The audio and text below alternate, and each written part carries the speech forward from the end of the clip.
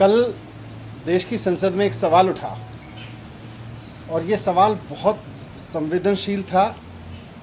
Corona की दूसरी लहर जो देश भर में आई, उसके दौरान पूरे देश में ऑक्सीजन को लेके हाहाकार मचा था। उसके दौरान जो सेकेंड वेव थी, उसके दौरान चारों तरफ से, हॉस्पिटल से, डॉक्टर्स की तरफ से, पेशेंट्स की तरफ से, उनके अटेंडेंट्स की तरफ से, परिवारों की तरफ से बहुत त्राही त्राही मची हुई थी। और हम सब जानते हैं कि पूरे देश में क्या हाल थे अप्रैल और मई के फर्स्ट वीक के दौरान। तो ऑक्सीजन का क्राइसिस था देश में। और कल जब देश की संसद में सवाल उठा तो केंद्र सरकार ने बहुत ही बेशर्मी से देश की संसद में एक सफेद झूठ बोला कि पूरे देश में ऑक्सीजन से कोई मौत नहीं हुई है। केंद्र सरकार को यह सोचना चाहिए कि अप्रैल के लास्ट वीक में 15 अप्रैल के बाद से 15 अप्रैल से 5 या 10 मई तक के बीच में जो देश में हालात थे, उसमें ऑक्सीजन का मिसमैनेजमेंट केंद्र सरकार की ओर से हुआ था। और केंद्र सरकार के ऑक्सीजन मिसमैनेजमेंट की वजह से देश में हॉस्पिटल्स में त्राही त्राही मची थी। और कोई बड़ी वजह नहीं है कि बहुत सारी जानें उस दौरान ऑक्सीजन की कमी की वजह से पूरे देश में गई थी। दिल्ली में मैं ऑक्सीजन का मैनेजमेंट देख रहा था, मैं सरकार में काम कर रहा था। मैं जानता हूं कि किस तरह से मेरे व्हाट्सएप मैसेजेस भरे हुए थे हॉस्पिटल के चीफ के, उनके मेडिकल सुपरिटेंडेंट्स के, डॉक्टर्स के, अटेंडेंट्स के, परिवारों के, पेशेंट्स के, कि साहब हमारे हॉस्पिटल में ऑक्सीजन नहीं है, हमारा आदमी ऑक्सीजन के बिना मर जाएगा, हमारे को ऑक्सीजन दीजिए, नहीं तो हमारे यहाँ 4 सरकारी अस्पतालों में मैं खुद खड़े होकर ऑक्सीजन डिस्ट्रीब्यूशन देख रहा था। और केंद्र केवल अपनी गलतियों को छिपाने के लिए, केवल इस बात को छिपाने के लिए कि उन्होंने ऑक्सीजन का डिजास्टर खड़ा किया इस देश में, 13 अप्रैल के बाद से केंद्र सरकार ने ऑक्सीजन की डिस्ट्रीब्यूशन की नीतियां बदली और जिसकी वजह से पूरे देश में ऑक्सीजन का डिजास्टर खड़ा हुआ। वो बंद कमरों में बैठ के बनाई गई नीतियां थी जिनकी वजह से पूरा का पूरा ऑक्सीजन डिस्ट्रीब्यूशन सिस्टम चौपट हो गया। ये केंद्र सरकार की जिम्मेदारी थी। केंद्र सरकार को ये जिम्मेदारी अपने सर पे लेनी पड़ेगी और लोग जानते हैं कि केंद्र सरकार ने इसको मैसअप किया था। लेकिन कल जिस बेशर्मी से झूठ बोला केंद्र सरकार ने संसद में, और आज उस बेशर्मी को और अंडरलाइन करने के लिए भारतीय जनता पार्टी के प्रवक्ता और नेता, सीनियर नेता संबित पात्रा जी आए प्रेस कॉन्फ्रेंस करने। और जैसी उनकी और उनके बाकी बीजेपी नेताओं की आदत है, जब प्रेस कॉन्फ्रेंस में बैठते हैं तो किसी चीज़ की जिम्मेदारी लेने की वजह से, कहीं ये समझने की वजह से कि गलती कहाँ हुई थी, बस झगड़ना शुरू कर देते हैं। केजरीवाल जी को गाली देना शुरू कर देंगे, ममता जी को गाली देना शुरू कर देंगे, नॉन बीजेपी स्टेट्स के चीफ मिनिस्टर्स को गाली देना शुरू कर देंगे। उन्होंने वही किया। आज भी प्रेस कॉन्फ्रेंस में आए, जिम्मेदारी नहीं ली। इस देश में कितनी मौतें हुई हैं, उसमें से कितनी ऑक्सीजन की वजह से हुई हैं, इसकी जिम्मेदारी भी तो ले केंद्र सरकार। आखिर उसने मैनेज सो कॉल्ड 13 अप्रैल को जो सो कॉल्ड मैनेजमेंट शुरू किया था ऑक्सीजन का, जिसके बाद सब कुछ मैसअप हो गया था, उसकी जिम्मेदारी भी तो ले कि उस मैसअप की वजह से कितनी मौत हुई थी। उसकी जगह आप केजरीवाल जी को गाली दोगे तो उससे आपके पाप थोड़ी छिप जाएंगे।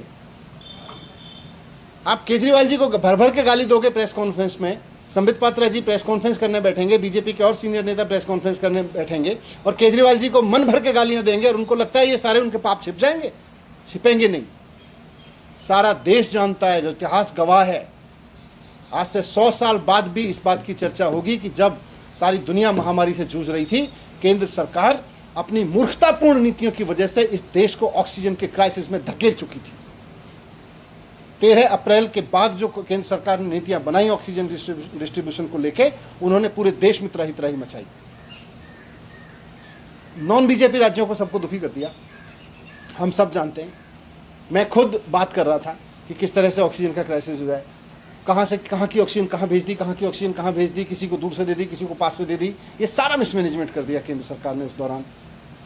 और जब दिल्ली सरकार ने ये जिम्मेदारी लेते हुए कि हाँ ऑक्सीजन से मौत हुई लगती है, हमें इस बात की जांच करनी चाहिए, मुख्यमंत्री जी ने कहा कि ये जिम्मेदारी लेते हुए सरकार, अगर किसी परिवार के किसी मरीज की मौत ऑक्सीजन की कमी से हुई है तो सरकार 5 लाख रुपए का मुआवजा लेगी और जिम्मेदारी लेगी और जिम्मेदारी फिक्स भी करेगी।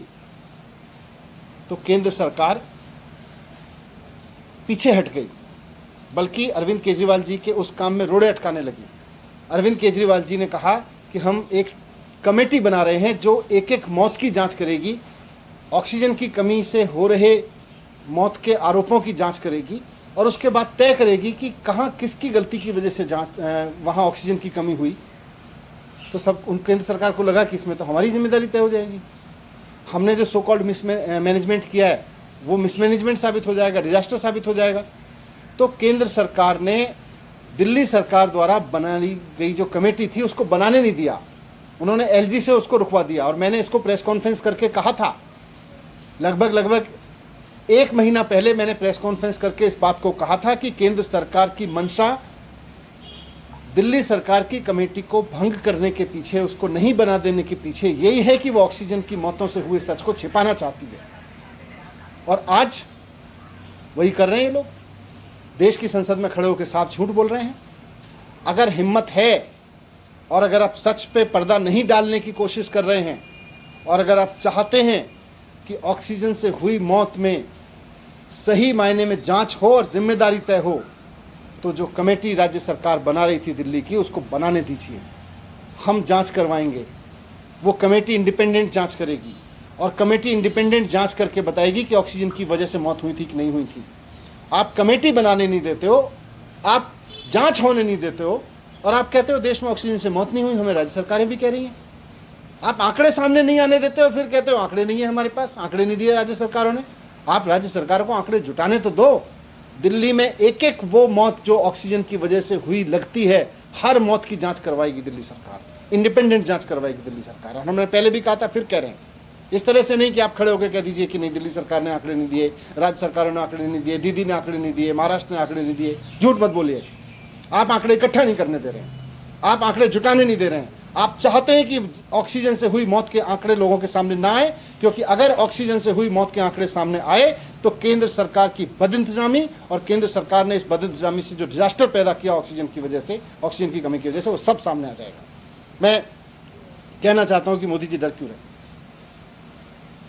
मोदी जी झूठ क्यों बोल रहे हैं संसद में। जब देश के लोग तड़प रहे थे, जब परिवार तड़प रहे थे, उनकी तड़प मोदी जी को दिखाई नहीं देती।